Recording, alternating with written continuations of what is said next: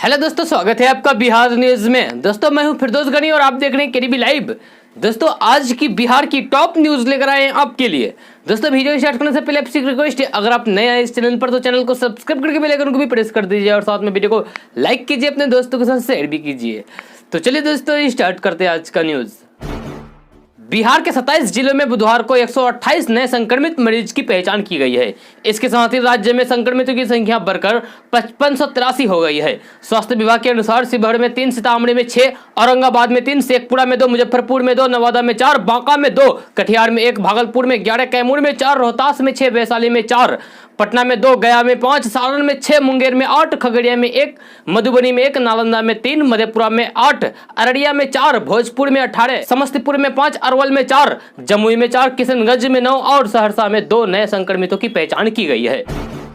दोस्तों बिहार चुनाव जैसे जैसे नजदीक आते जा रहे हैं वैसे वैसे सभी पार्टियां चुनाव के लिए अपना कमर कसना शुरू भी कर दिया है।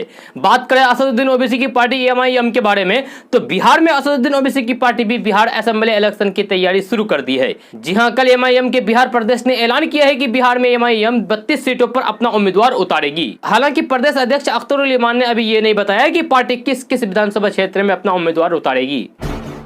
11 जून यानी कि आज आरजेडी प्रमुख लालू प्रसाद यादव का जन्मदिन है, लेकिन इस बार उनकी पार्टी उनके जन्म दिवस को बड़े ही सादगी के साथ गरीब गुरबों के बीच जाकर मनाने का फैसला किया है। इस बात की जानकारी तेजस्वी यादव ने ट्वीट करके आम जनों को दी है।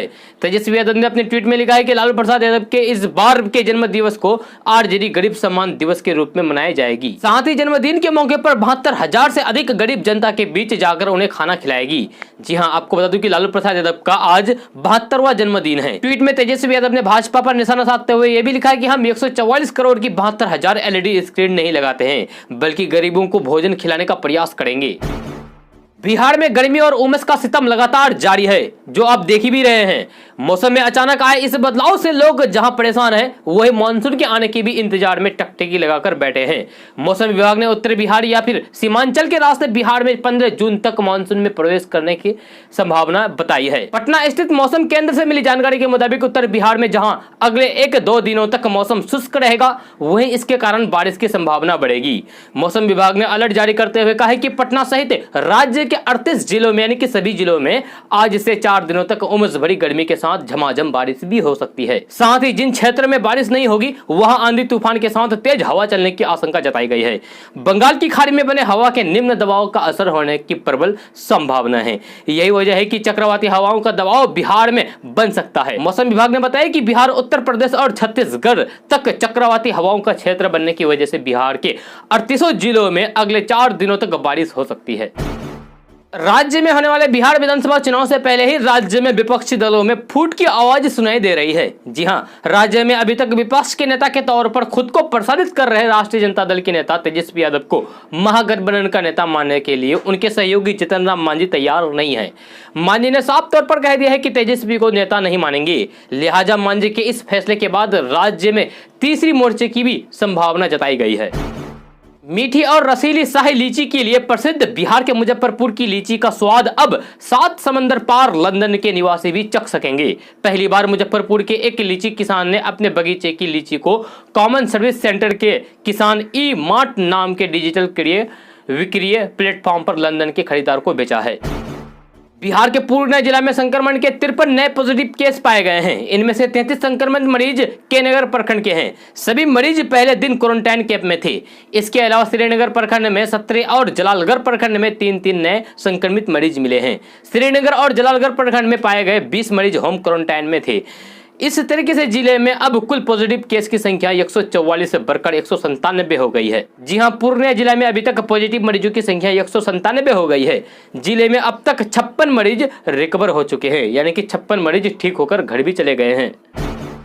पीएम किसान सम्मान निधि के तहत 8 जून तक 9 करोड़ 83 लाख किसानों को 6,000 रुपये सहायता वाली स्कीम का लाभ मिल चुका है।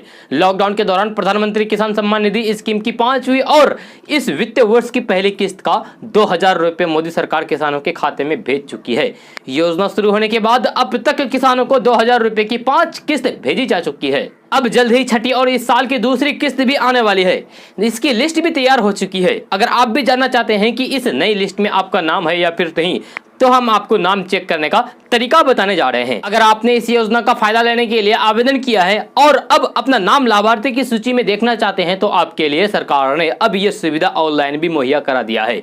यानी कि अब आप ऑनलाइन भी अपना नाम चेक कर सकते हैं कि आपका नाम इस लिस्ट में है या फिर नहीं। पीएम किसान सम्मान निधि योजना 2020 की नई सूची को सरकारी वेबसाइट pmkisan.gov.in पर चेक कर सकते हैं। जी हाँ, आप इस वेबसाइट पर जाकर देख सकते हैं कि आपका नाम पीएम किसान सम्मान निधि योजना की लिस्ट में है या फिर नहीं। अगर आप इसके बारे में और भी विस्तार से जानकारी लेना चाहते हैं तो नीचे में डिस्क्रिप्शन में एक वीडियो का लिंक है, वहां से आप विस्तार से जानकारी ले सकते हैं और आप अपना लिस्ट में नाम चेक कर सकते हैं।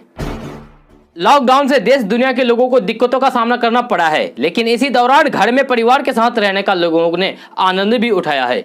परिवार के साथ रहने का सबसे ज्यादा असर घर की रसोई यानी कि आपके किचन पर ही पड़ा है। जी हां, बिहार के 18 जिलों में लॉकडाउन के दौरान घरेलू गैस सिलेंडर की खपत से इसका अंदाजा लगाया जा सकता है। घरेलू गैस औसतन खपत के मुकाबले लॉकडाउन में 40% अधिक गैस सिलेंडर की खपत दर्ज की गई है। यह आंकड़ा सिर्फ बेगूसराय का ही नहीं है बल्कि बिहार के 18 जिलों का है। दरअसल बेगूसराय क्षेत्र के तहत प्रदेश के 18 जिलों में गैस सिलेंडर यानी कि एलपीजी सिलेंडर का वितरण होता है। इन जिलों में अप्रैल महीने में 18 लाख गैस सिलेंडर बांटे गए हैं। साल 2019 में अप्रैल महीने में सिर्फ 11 लाख सिलेंडर का वितरण हुआ था, यानी कि इस साल 40% यानी कि 6 लाख ज्यादा सिलेंडर बांटे गए हैं।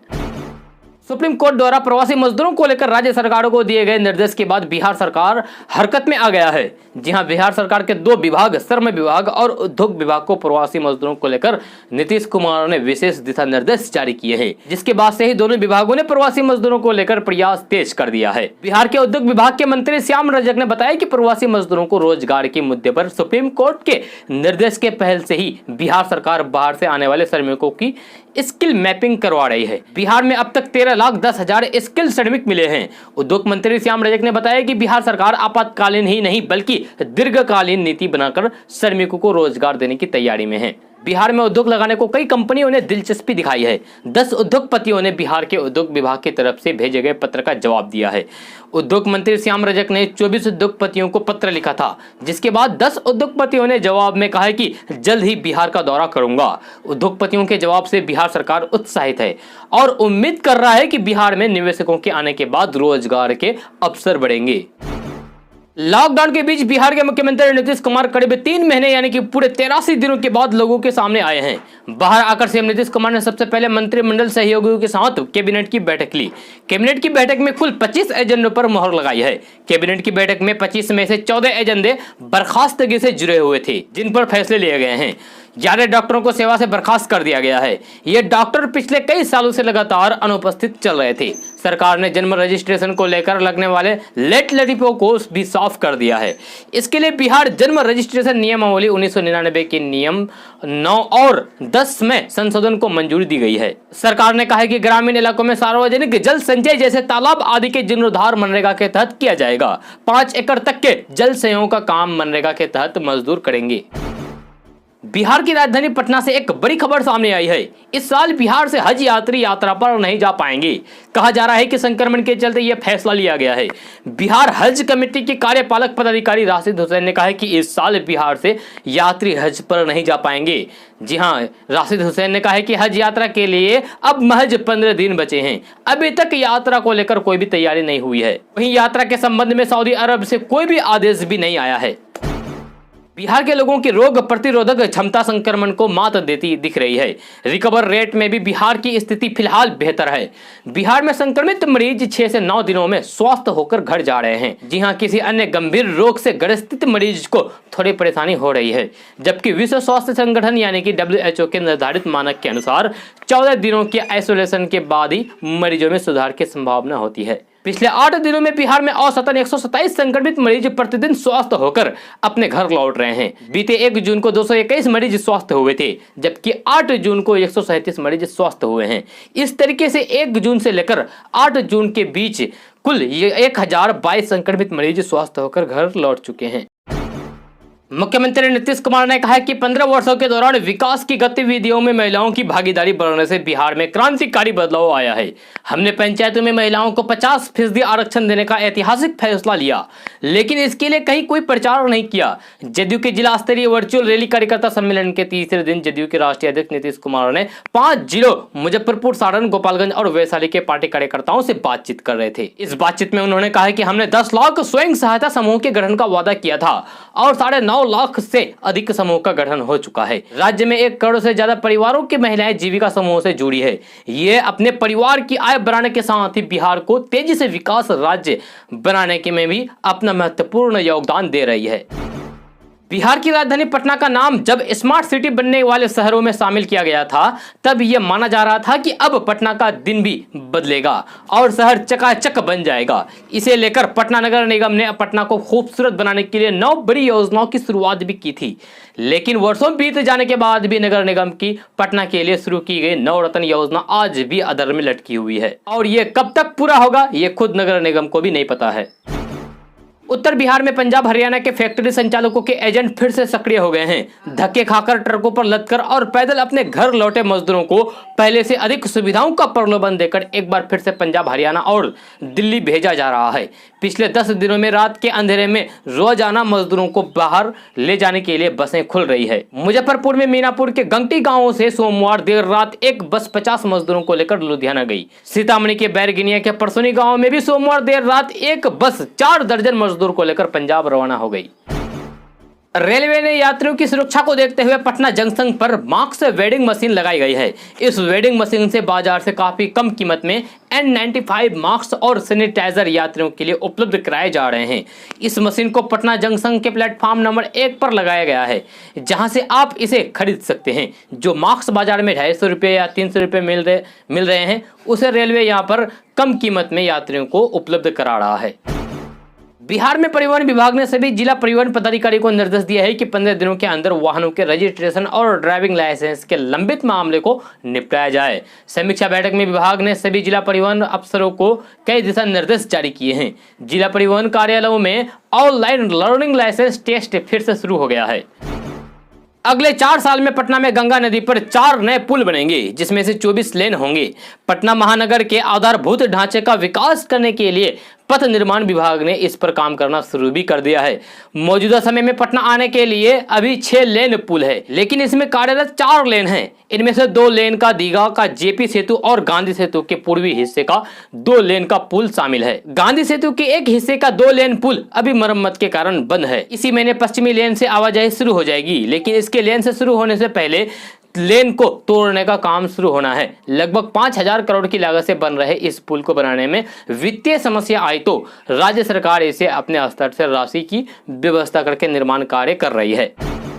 बिहार में लॉकडाउन के कारण सभी कॉलेज बंद है। इसे खोलने को लेकर तैयारी चल रही है। मिली जानकारी के अनुसार बिहार के कॉलेजों में पढ़ाई शुरू करने को लेकर राज्यपाल सह कुलपति फागू चौहान ने बड़ा फैसला लिया है। राज्यपाल फागू चौहान ने सभी विश्वविद्यालयों को निर्देश दिया है कि संक्रमण के संकट के बीच विद्यार्थियों की कम से कम पढ़ाई बाधित हो, इसके लिए नीति बनाकर आगे बढ़ाया जाए। इसको लेकर कार्य शुरू किया गया है।